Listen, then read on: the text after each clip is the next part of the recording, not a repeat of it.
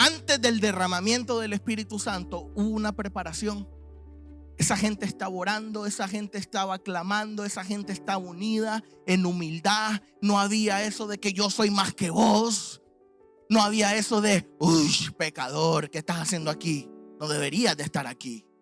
No había eso de, vos no sos digno del Espíritu Santo. Olvídese de eso. Mentira del diablo. El Espíritu Santo de Dios quiere derramarse sobre cada uno de los que estamos aquí. Hombres fallados y falladas, pero con un corazón entregado a Cristo.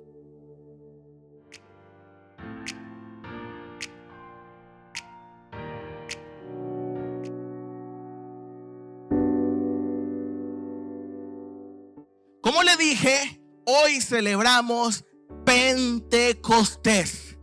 Y quiero hoy responderle en esta mañana dos preguntas. ¿Qué es Pentecostés? ¿Qué significa esto? ¿De dónde nace esto? ¿Y qué sucedió en el día de Pentecostés? Usted podrá decir o haber escuchado, nosotros somos Pentecostés, y usted cree que eso es algo que ya. Lo dije, soy Pentecostés, pero es mucho más que solo decir yo soy Pentecostés. Y le voy a demostrar con la palabra del Señor en su mano cuán poderoso es este día especial. Y la primera pregunta es, ¿qué es Pentecostés? Pentecostés significa 50 o quincuagésimo. 50. Y usted dice, como yo al inicio preparando todo esto, ok, 50 ¿qué, Señor? 50 días, escuche bien y tome nota, transcurrieron desde la celebración de la Pascua, cuando la presencia de Dios se derramó, cayó en el monte Sinaí para entregar las tablas de ley a Moisés. Y usted dirá, pero 50 días pasaron de Pascua, cuando la presencia de Dios cayó en Sinaí y Moisés recibió la tabla. ¿Y qué es la Pascua? La Pascua fue celebrada cuando el pueblo de Israel, en la época de cautividad en Egipto, tuvo que sacrificar a un corderito para poner su sangre en los marcos de la puerta de su casa, para que cuando pasara el ángel de Dios por esa puerta, por esa casa, no se llevara la vida del primogénito de esa casa. Esta fue la última señal milagrosa que obró Dios en Egipto para liberar a su pueblo, hablando de esos 10 momentos en la Biblia, cuando se convirtió el agua en sangre y todo lo demás. Este momento, cuando el ángel de Dios irrumpió en cada hogar de los egipcios, es lo que hoy conocemos como esa Pascua. Y 50 días después de ese momento, ya cuando el rey dice, váyanse, ya no, salgan de aquí. 50 días pasado ese momento, estaba un hombre de Dios llamado Moisés en el monte Sinaí, viendo cómo la presencia de Dios descendía y recibiendo las tablas de la ley en sus manos. En la actualidad, en el Nuevo Testamento, nuestra Pascua es el Cordero de Dios, Jesucristo, inmolado en la cruz, quien se entregó para la salvación de la humanidad entera. Entonces, Pentecostés en el Nuevo Testamento, escuche bien, iglesia, ocurre exactamente 50 días después que Jesús resucitó. 50 días después de la resurrección de nuestro Señor Jesús, en un aposento alto, 120 personas unánimes reunidas buscando al Señor, recibieron la presencia del Espíritu Santo de Dios sobre su vida. 50, por eso es Pentecostés, porque antes Pentecostés era Dios derramando su presencia para un hombre, Moisés. Era Moisés y la presencia de Dios ahí en el Sinaí. Pero ahora, con la llegada de nuestro Señor Jesús, con su muerte y su resurrección, ya no es para un hombre, ya es la presencia del Espíritu Santo de Dios para la humanidad entera. Así que si usted se pregunta, ¿qué es Pentecostés? Es mi iglesia. Mi iglesia es Pentecostés. Soy yo, porque el Espíritu Santo de Dios está aquí en mi vida. Pentecostés es usted, porque el Espíritu Santo de Dios está ahí adentro de usted en su vida. Pentecostés somos todos, hermanos y hermanas. No es una simple denominación. Pentecostés no es un simple nombre, es poder de Dios por medio del Espíritu Santo de Dios. Y entonces, habiendo contestado la primera pregunta de qué es Pentecostés, vamos a responder qué sucedió en Pentecostés. Pero antes de responder esa pregunta, quiero que abran su Biblia en el libro de Sofonías, capítulo 3, versículo 9. Mire, yo les recomiendo una cosa. Anote todo lo que el Señor le hable y tenga su Biblia lista, porque vamos a usar mucha Biblia esta mañana. Sofonías 3:9. Yo voy a leer en Nueva Traducción Viviente.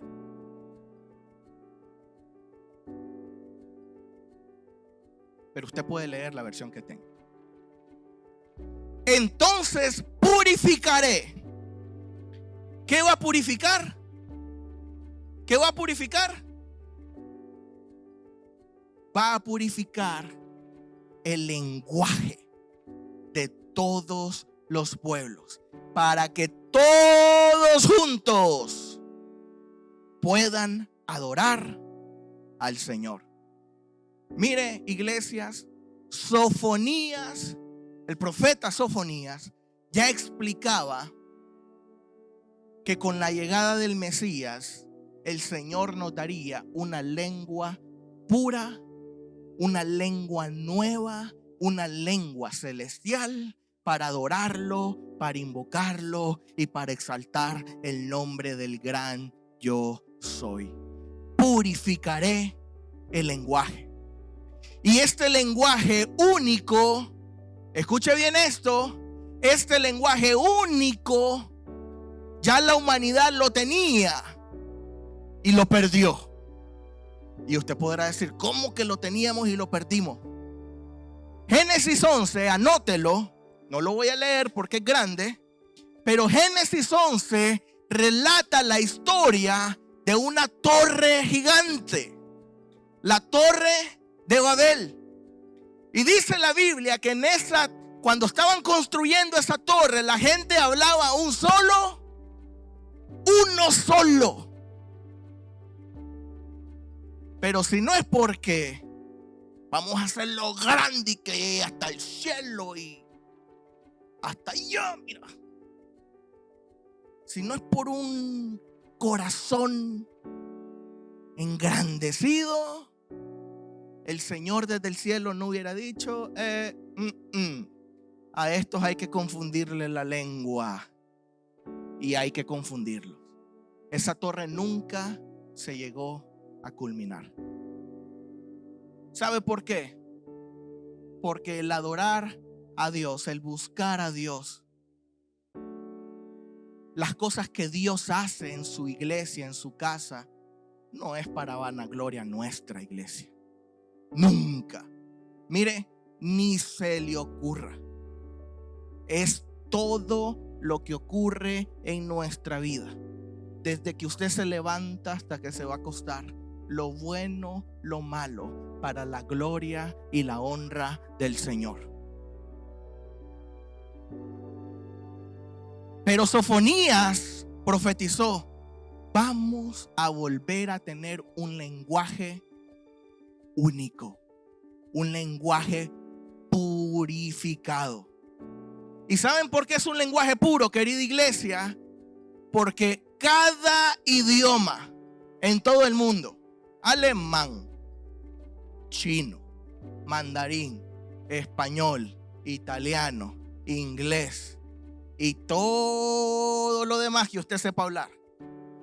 Yo con costo español y medio speak English. Pero todo lo que existe en este mundo, toda la lengua creada en este mundo, con todas esas lenguas usted puede ofender, maldecir, engañar, mentir, lastimar. Pero con esta lengua celestial creada con ese propósito, lo único que usted puede hacer y yo puedo hacer es adorar y exaltar el nombre del que vive y reina por los siglos de los siglos. No hay otro propósito para esa lengua única y celestial. Y en Génesis 11:6, miren, léase toda la historia de la Torre de Babel. Bueno, léase toda la Biblia. Pero léase Génesis 11, ¿verdad que sí, Mauricio? Y dice, Génesis 11:6, yo siempre sigo en Nueva Traducción Viviente: miren, la gente está unida y todos hablan el mismo idioma. Después de esto, nada de lo que se propongan hacer les será imposible.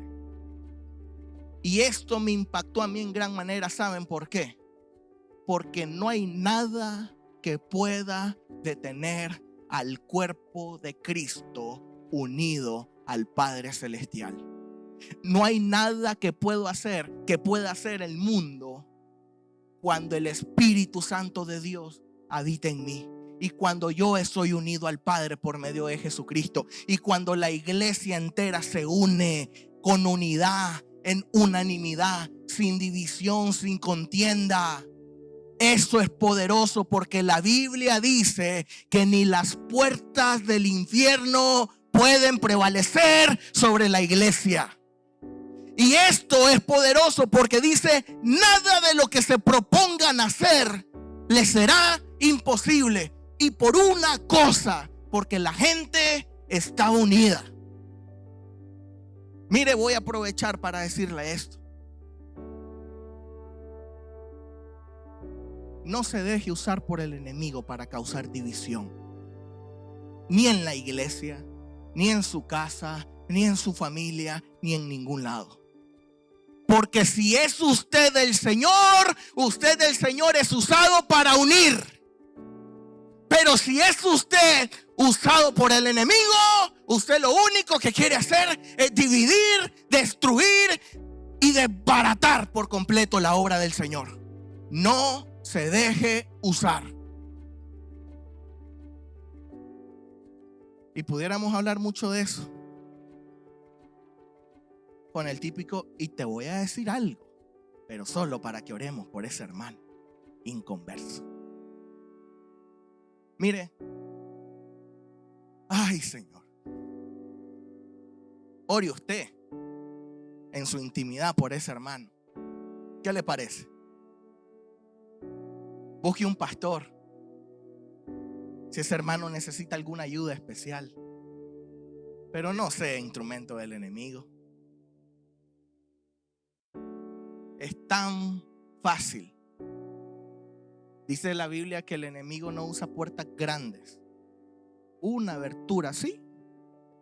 Un día en que tú hayas dicho: yo no necesito hoy del Señor, tengo que ir a trabajar rápido. no tengo tiempo para orar, no tengo tiempo para leer la Biblia, estoy estudiando a tope, no puedo. Te descuidaste de la presencia del Señor. Y el enemigo no necesita que le abras las dos puertas de tu casa para entrar y destruir. Cuídese. Cuide la presencia del Señor en su vida. Vamos a Hechos de los Apóstoles, capítulo 2, del verso 1 al verso 6. Y vamos a responder la pregunta: ¿qué sucedió en Pentecostés? Hechos de los Apóstoles, capítulo 2, del verso 1 al verso 6 dice: el día de Pentecostés, todos los creyentes estaban reunidos en un mismo lugar, y de repente se oyó un ruido desde el cielo, parecido al estruendo de un viento fuerte e impetuoso, que llenó la casa donde estaban sentados. Luego, algo parecido a unas llamas o lenguas de fuego aparecieron y se posaron sobre cada uno de ellos, y todos los presentes fueron llenos del Espíritu Santo y comenzaron a hablar en otros idiomas, conforme el Espíritu Santo les daba esa capacidad. En esa ocasión había judíos devotos de todas las naciones que vivían en Jerusalén.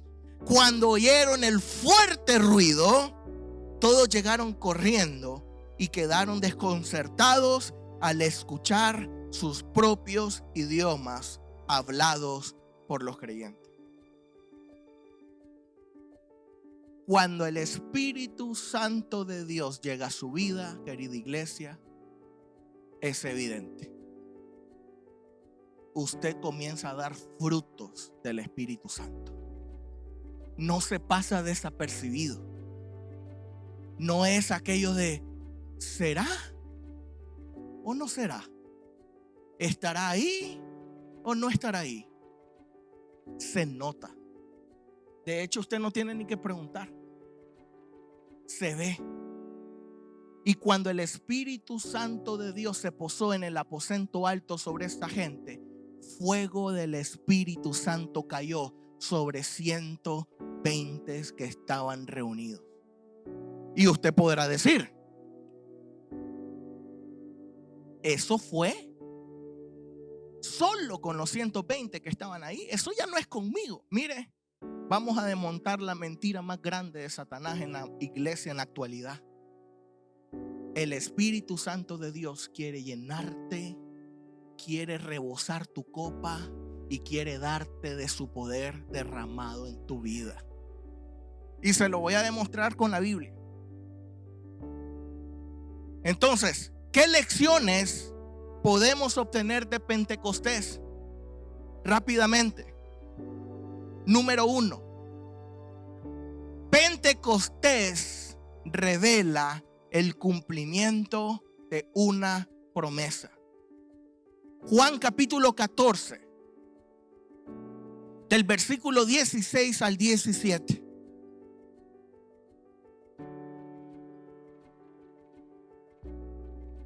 Y dice así: y yo le pediré al Padre, Él les dará otro abogado defensor, quien estará con ustedes para siempre.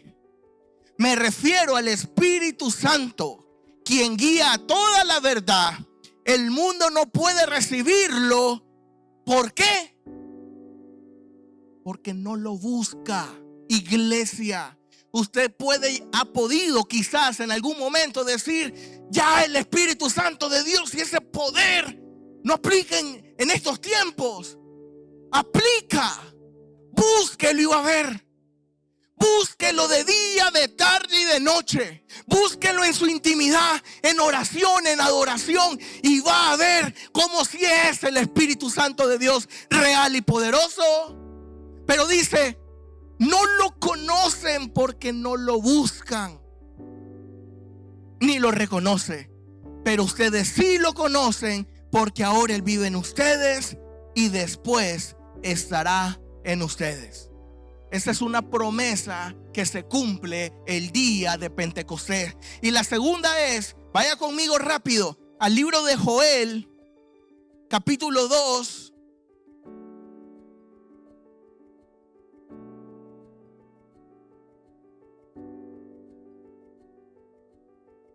Versículos 28 y 29.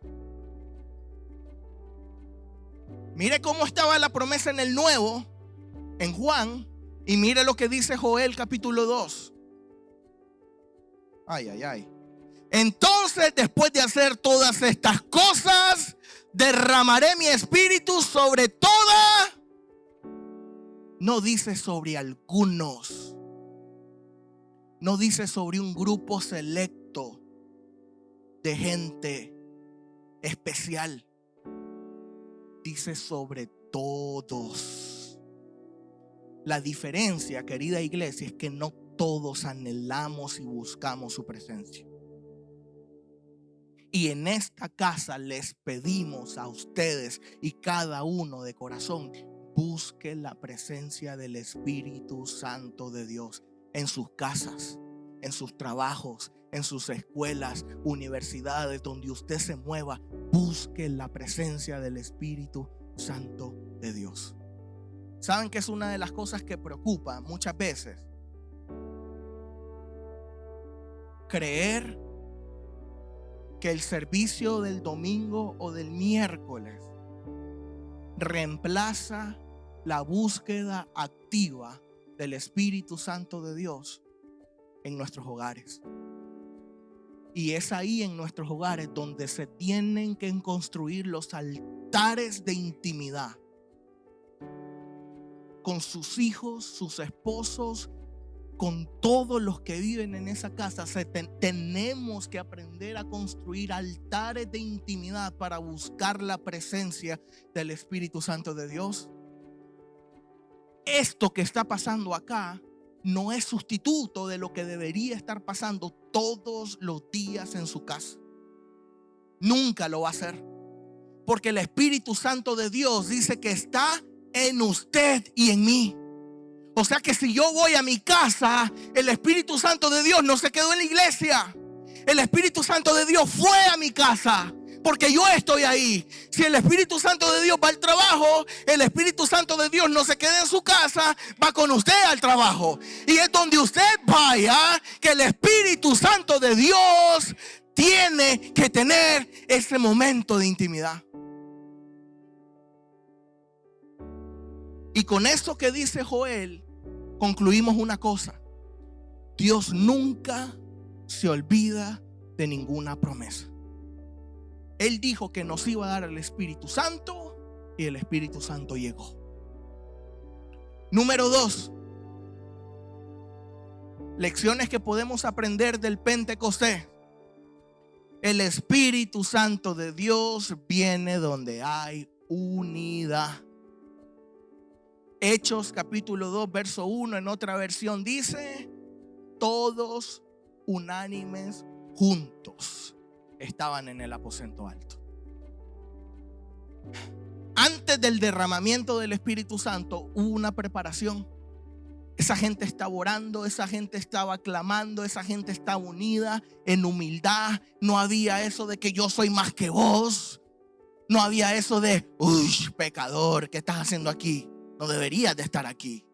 No había eso de, vos no sos digno del Espíritu Santo. Olvídese de eso. Mentira del diablo. El Espíritu Santo de Dios quiere derramarse sobre cada uno de los que estamos aquí. Hombres fallados y falladas, pero con un corazón entregado a Cristo. Pero esta gente está unida, iglesia. Y es en esa unidad clave para que el Espíritu Santo de Dios se derrame. ¿Estamos cultivando la unidad en nuestra iglesia? ¿En nuestros círculos de amistad? ¿En nuestros trabajos, estudios? De nuevo le digo, unidad. Así como el Padre, el Hijo y el Espíritu Santo son uno solo, así la iglesia de Cristo es una sola. Unida. Número 3. El Espíritu Santo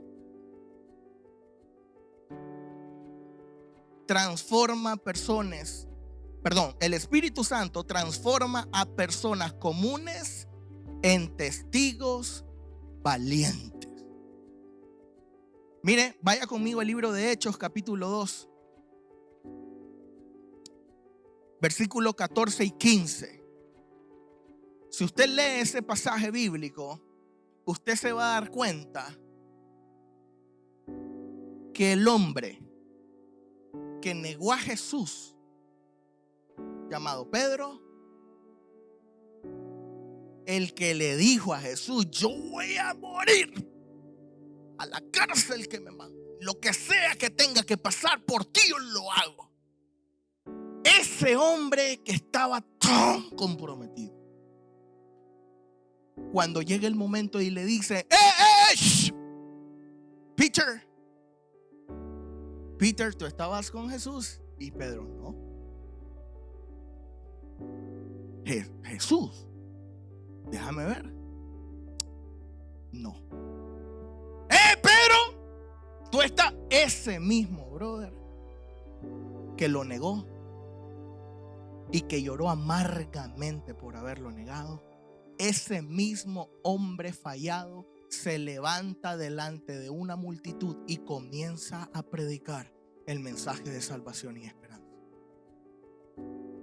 No es que el Espíritu Santo se va a derramar solo cuando hay una persona perfecta e impoluta y sin errores.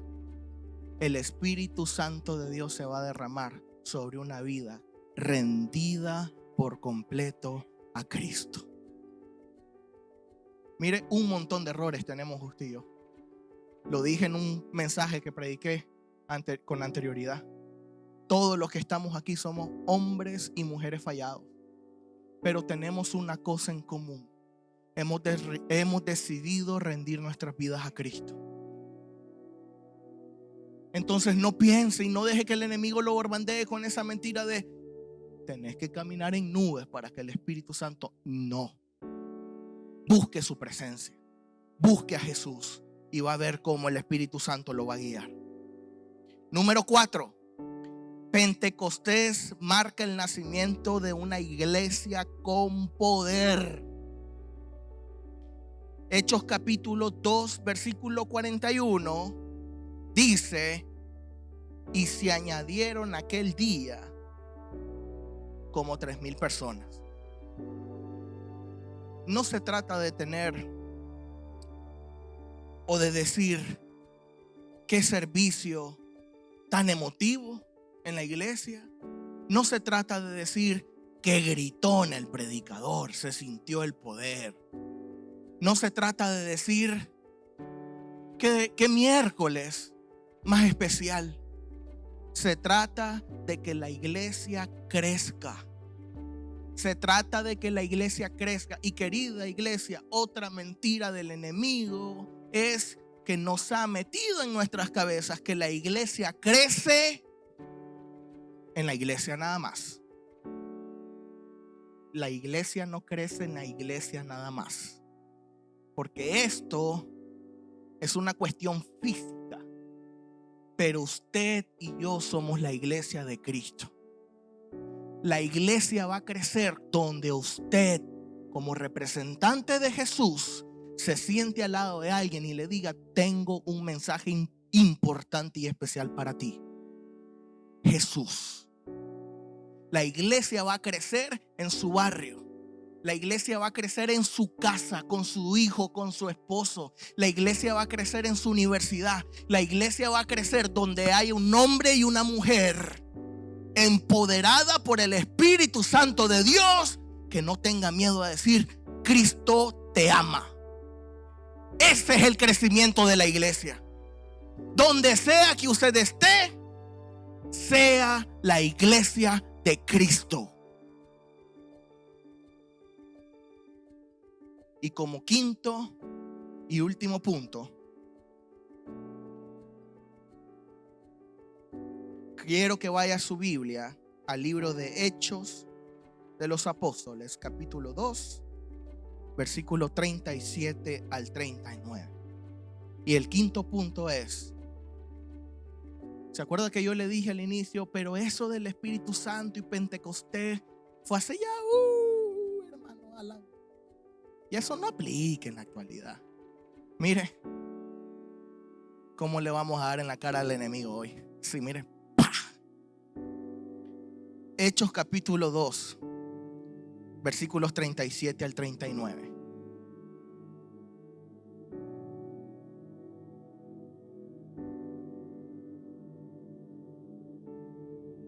¿Lo tiene? Quiero que todos lo leamos. ¿Lo tiene? Las palabras de Pedro traspasaron el corazón de ellos, quienes le dijeron a él y a los demás apóstoles: hermanos, ¿qué debemos hacer? Y Pedro contestó: cada uno de ustedes debe arrepentirse de sus pecados y volver a Dios y ser bautizado en el nombre de Jesucristo para el perdón de sus pecados. Entonces recibirán el regalo del Espíritu Santo. Esta promesa es para ustedes, iglesia, casa de mi gloria. Para sus hijos, iglesia, casa de mi gloria. Y para los que están lejos, es decir, para todos los que han sido llamados por el Señor nuestro Dios. Y quiero decirte algo, iglesia, casa de mi gloria. El Señor te está llamando hoy. Quiero que se pongan sobre sus pies.